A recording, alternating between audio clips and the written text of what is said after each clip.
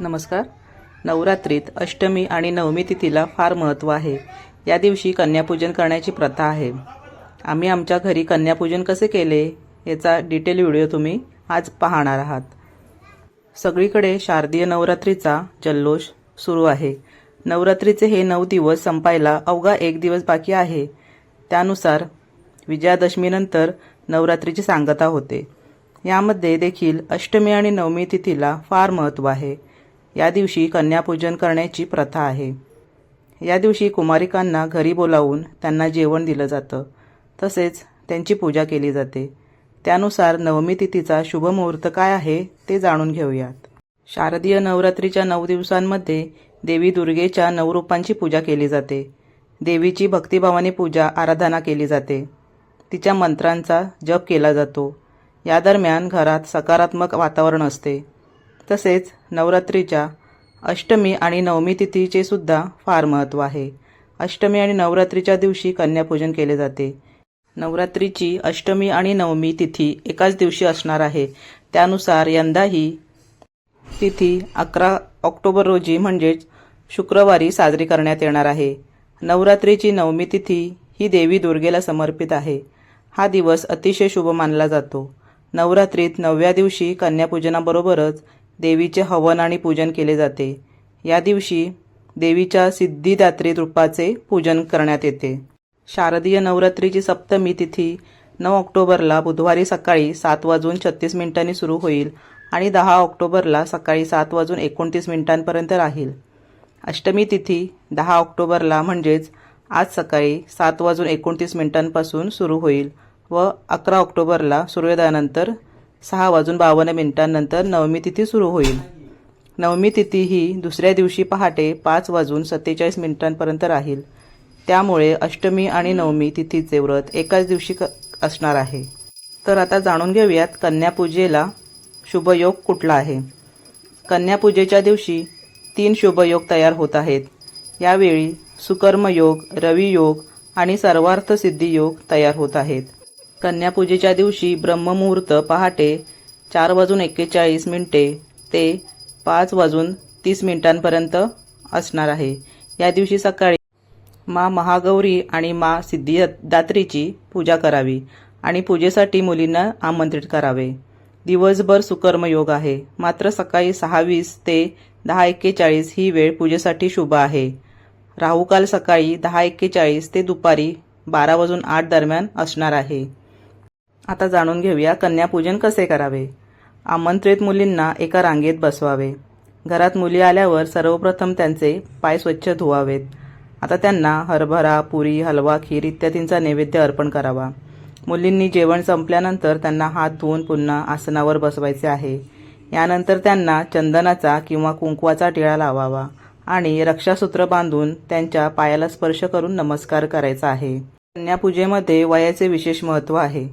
2 वर्षांची कुमारिका म्हणून ओळखली जाते. तिचं पूजन केल्याने दारिद्र्य दूर होतं. 3 वर्षांची कन्या त्रिमूर्ती रूपात असते. हिचे पूजन केल्याने सुख समृद्धी नांदते.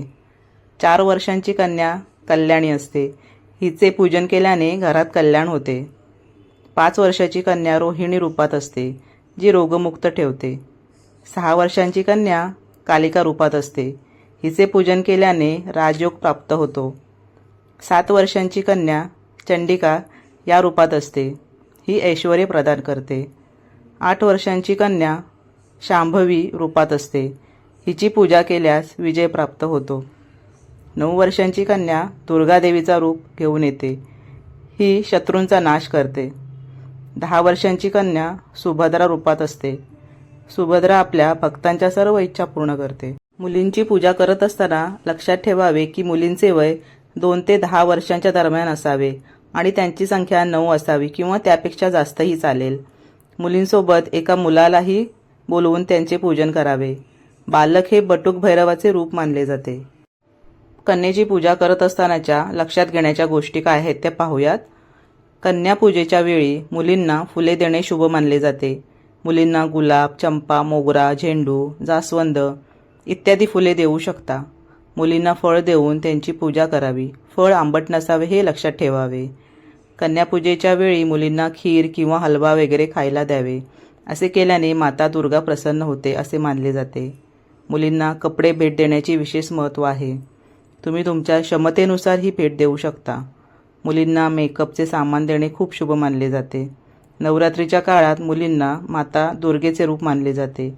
मेकअपचे सामानाचा अर्थ मुलींना शृंगार करण्यासाठी जे सामान आवडतं ते आपण द्यावे. म्हणजेच टिकली, कुंकू, गळ्यामध्ये, नाकामध्ये घालायचे अलंकार, बांगड्या, पैंजण असं तुम्ही देऊ शकता. किंवा शाळेत जाणाऱ्या मुलींना तुम्ही कॅडबरी किंवा गोड काही खाऊ असेल तो, किंवा पेन्सिल, पेन, वही असे दिले तरी चालते.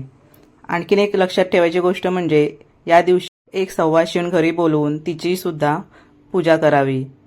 तिचेसुद्धा पाय धुवून नमस्कार करावा, हळदी कुंकू अर्पण करावे आणि आपण जे ओटीचं काही साहित्य असेल त्याच्यामध्ये ओटी भरावी, पूजा करावी आणि नमस्कार करून आशीर्वाद घ्यावा.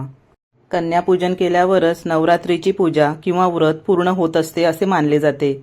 हिंदू धर्माच्या मान्यतेनुसार नवरात्रीमध्ये कन्येची पूजा केल्याने दुर्गा मातेचा आशीर्वाद प्राप्त होतो आणि मनोकामना पूर्ण होतात. महिलांसोबत पुरुषही हा उपवास धरू शकतात आणि कन्यापूजनसुद्धा करू शकतात. यामुळे त्यांनाही खूप फायदा होतो या गोष्टींचा. तर आम्ही केलेले हे कन्यापूजन तुम्हाला कसे वाटले ते नक्की कमेंट बॉक्समध्ये सांगा. आणि तुम्ही कन्यापूजनामध्ये आणखीन काय विविधता असते ती आम्हाला नक्की सांगा.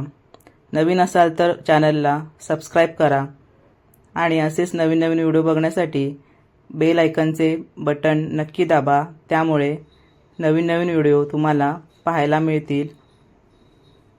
तुम्ही व्हिडिओमध्ये बघू शकता आमच्या घरातील एक मोठा दादा आहे, म्हणजे आमचा भाचा. त्यांनीसुद्धा हे व्रत केले आहे आणि कन्यापूजन करताना तो दिसत असेलच. आणि त्यानंतर कन्यांच्या रूपांमध्ये आलेल्या देवी मातेंचा आशीर्वाद घेत आहे आणि देवी माँ त्याला आशीर्वादसुद्धा भरभरून देत आहेत. धन्यवाद व्हिडिओ पाहण्यासाठी.